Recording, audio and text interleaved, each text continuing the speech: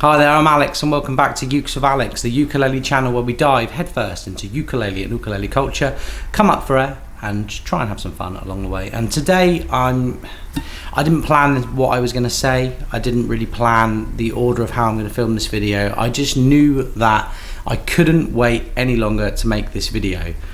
I've been working with Kanile'a, Hawaiian based, you know Kanile'a, they're much more famous and popular than I am, but Kanile'a, a brand that I've worked with and I've owned probably close to a dozen of their instruments now over the last 10 years. Of all the Hawaiian brands, they're the ones that as a player speak to me on a personal level the most. I've owned kamakas, I've owned koaloas, I've even owned a mele. I've owned quite a range of Hawaiian made ukuleles, but I always come back to Kanile'a. There's something about the modern build techniques that have always attracted me. So when I pick up a Kanile'a, there's just a consistency that isn't necessarily there really with 90% of the other brands on the market. So why am I saying this? Why am I bigging them up? Well, it all started with the Monaco series. This ukulele right here, the Kanile'a Monaco, a ukulele designed at the start of the pandemic by me with my friend Kaimana at Kanile'a. We looked at Hawaiian mango, found some wood sets, we spec'd it up against the popular KSRT model and made a few tweaks, and for the last 2 years it's been incredibly popular. It's been the best selling Kanile'a ukulele at Southern Ukulele Store when we've had it in stock. But aside from that, as a player, it was the ukulele that really fulfilled my childhood and adult dream of being an artist who has a signature model. Even though my name isn't on the Monaco, my figurative DNA is all over it. And over the last couple of years, my playing has adapted. I play 50-50 tenor and baritones, and I thought it would be fun to go back to the drawing board and talk with Kaimana about producing an artist ukulele for myself in a baritone size. Completely egotistical, completely narcissistic, yeah? But what we have learned is that the things that I look for as a player tend to mirror what the customers that I deal with day to day are looking for. And if you're presented with the opportunity to work with the best of the best and design something and pick the wood and explain why and create a journey, then why wouldn't you do it? That's what I've done, and the result is the Manu Hu collection. Manu Hu is Hawaiian for the hummingbird. The hummingbird is actually extinct in Hawaii now, but as a guitar player that started playing Gibson Hummingbird guitars about 14-15 years ago, I've always liked the hummingbird design. I like the sunburst and I like the pick guard being really decorative. It's a guitar that it's feminine, it's masculine, it's timeless, but also it reminds you of the 1960s and Keith Richards. And there's all these associations right through to modern country music that you can make with a hummingbird. I wanted to do that with a ukulele. And although there's not really much DNA shared with the hummingbird, this ukulele is instantly recognizable. And I really hope in the weeks, months, years and decades to come that it will become a much bigger thing than just this artist ukulele. We're in the process now trying to find wood that matches this map-like aesthetic. And hopefully we can continue to produce ones, twos of these in the coming years. The Manu Hu is curly redwood on the top, so American redwood, a wood that tonally mirrors cedar quite a lot, but has a unique look to it, and this kind of burled effect, quilting effect. It's just unique on each one, and I love that about Kanile'a's koa ukuleles. I love that about Monaco's, and I felt like if we were going to produce a new model that had a classical guitar style top to it, I wanted it to still have that uniqueness, that ukulele aesthetic that guitars struggle to replicate without looking a bit tacky. And I don't think this looks tacky at all. I'm also a big fan of binding and sound hole rosette, so it does have a cream ivoryed, plastic, like fake ivory front binding, and a sound hole rosette, which is lightly aged actually. It's almost yellow already, really old looking. Still have an ebony bridge, and then we move on to the back and sides. The back and sides are Claro walnut, which is a wood that I fell in love with because of Kanile'a. So back at the 2017 NAMM show, the first NAMM show I attended, the platinum model that year was a super concert made of torrified spruce and this Claro walnut. And it was punchy and it was loud, but it had depth, and it retained all of the kind of nuance for finger picking. And you never really see that on a super concert. You never really see that on a concert body. And I just loved it, and I really wanted to hear how it felt in a tenor size. So they actually made us a tenor one of these ukuleles back in 2019. Not the same spec, but a Claro walnut back and sides, and wow, it was amazing. So moving it onto a baritone felt like the next step for me. So tenors and baritones, Claro walnut as a back and sides is a fantastic substitute for something like ebony or rosewood. It's not quite as bright. It has a tiny bit more of the kind of lower mid-range register, which pairs perfectly, I think, with a redwood top, because you're getting volume, but you're also getting depth and texture and character and all those things that people think I'm a bit strange for trying to describe. But you try communicating sound without using words in a video on YouTube. So the fingerboard is the next really strong feature. The first thing everyone says is the same thing that I thought when I first mocked it up, which is that the inlays here look like various flags of countries, and I thought, sod it, let's run with that. It doesn't need to be the French flag or the Dutch flag. It doesn't need to be, it doesn't need to look like South American countries' flags. What I wanted it to do was I wanted it to have the colours of the Hawaiian flag and the Union Jack, because I wanted something that wasn't overtly patriotic, because I'm very anti Rule Britannia, but I did want something colourful on this ukulele, because Kanile'a do colour very, very well. Their custom ukuleles with the stained finishes are among the best in the world. I'm a big fan of Owlcraft ukuleles and Koaloa Red labels and the Flight A10 series, and I wanted this ukulele to have some colour.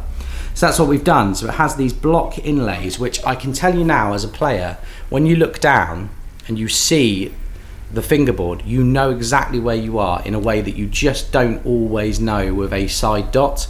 That's something I've learned over the years, as I like block inlays on instruments, and I'm chuffed to get one on a ukulele.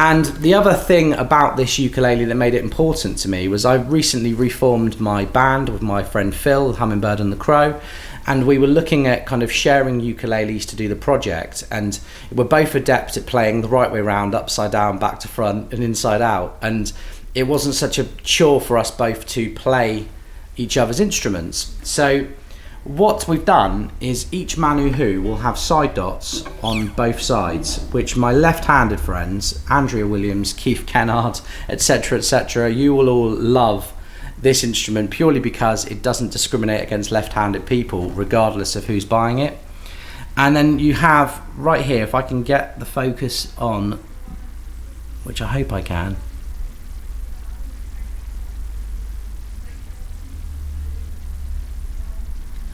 Right, hopefully the focus now is on this Manu Hu logo, which my friend Phil designed, playing into, you know, our friendship and collaboration.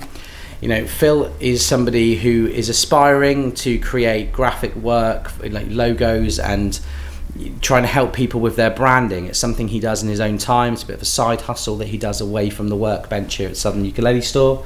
And I love his work, so I liked the idea, almost like a tattoo, of having him design a Hummingbird logo, which we're using. So this is the Manu Hu logo, which you can find on, you know, on my shop. There's various merch with the Manu Hu logo on because I like it that much.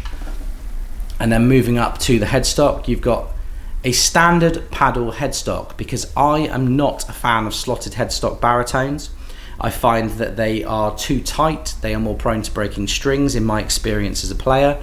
Everyone else might have a completely different experience, but I prefer the tension that a standard headstock provides on a baritone ukulele. And then the tuners on the baritone model are Hipshot. Hipshot open back tuners. The first time I saw these was on a Kanile'a red label about 4 years ago, and I remember thinking it was the best thing on an already outstanding ukulele. So we started supplying them at SUS. I sent these up to Kanile'a and they fitted them as per my request on the Manu Hu series. Yeah, I know I've waffled on quite a bit here. You've heard a sound sample at the beginning of this ukulele with the strings that are fitted as I film this, which are GHS folk strings. So they are 2 bronze wound strings, 2 black nylon strings, a great combination. I'm going to play it for you again now using my Ukes of Alex low D DGBE strings, which are silver wound bass with clear nylon treble.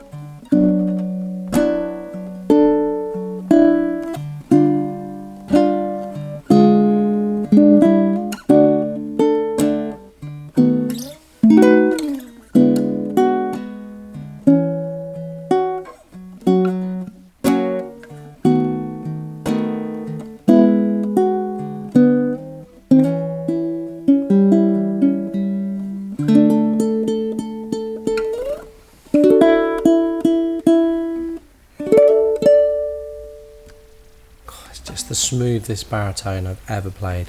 It's like,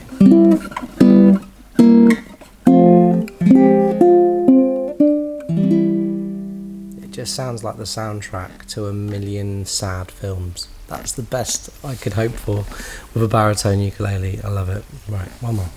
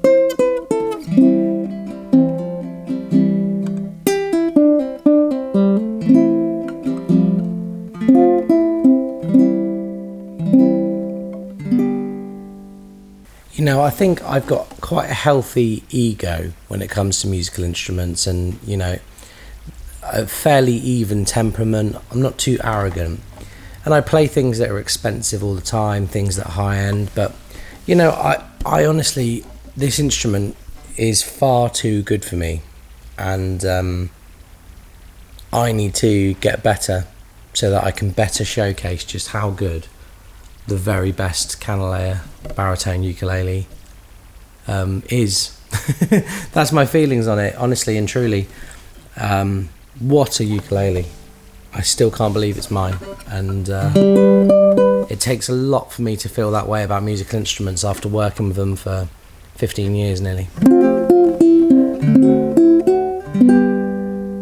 I just hope the magic comes across for you folks at home through the camera. Okay, so it's been about a week since I filmed the first half of the video on the Manu Hu with my initial feelings and thoughts on it.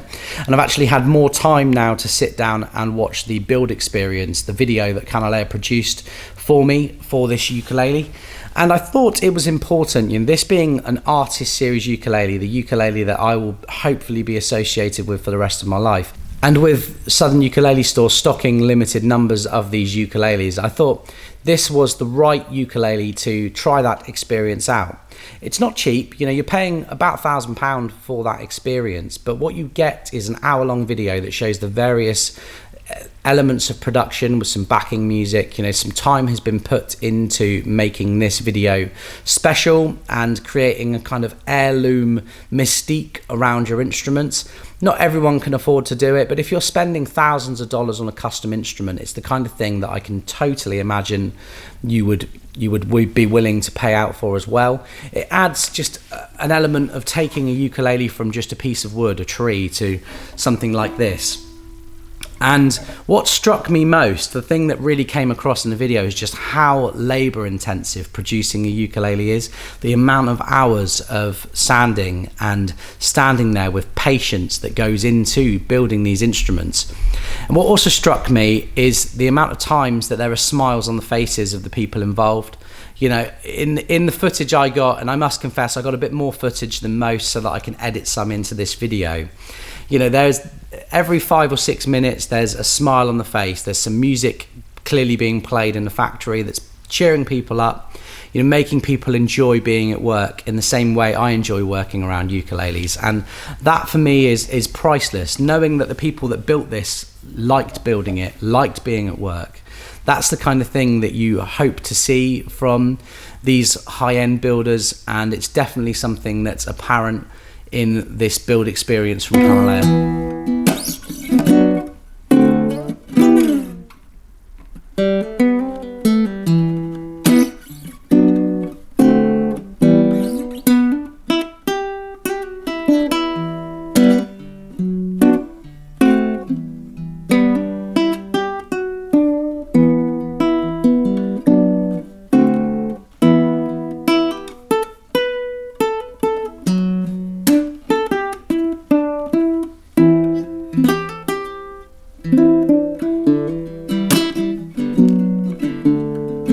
So there's not much else to say. You've heard the Kanile'a Manu Hu series available exclusively at Southern Ukulele Store.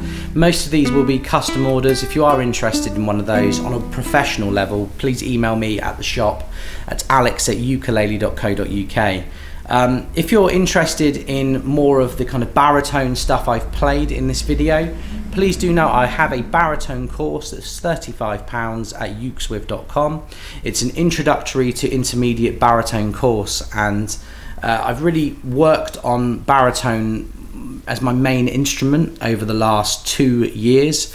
So my hope is that I can get more people into the baritone ukulele and normalise DGBE and give the baritone its own personality, hence the creation of the Manu Hu series. So special shout out to my friends Kahiao, Kaimana, Yokepa and Joe at Kanile'a, who have all worked with me on this project in some way, shape or form. And I just want to thank, first of all, Kanile'a so much, the brand, everyone there, for creating such consistent, fantastic ukuleles, especially during the pandemic when a lot of production shut down. Kanile'a were one of the few brands that had enough inventory left that they could supply us and really help Southern Ukulele Store tick along. It's a collaborative thing in so many ways, and I just love working with that family and the associated team at Kanile'a.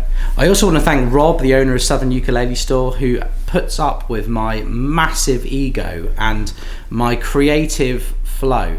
I've learned far too late in life that if you have somebody who kind of supports your vision and your dreams, Rob, a lot of the things that I put together for the shop, Rob is taking a chance on my ideas and financing them, and I'm really indebted to him for that, because I'm lucky enough that as a ukulele player I'm creating things that the next generation of ukulele players can learn about, and the current generation of ukulele players can enjoy, whether it's the Flight Carabo, the Big Island Uli, the Sus Ukes, the Monacos, the Manu Hus.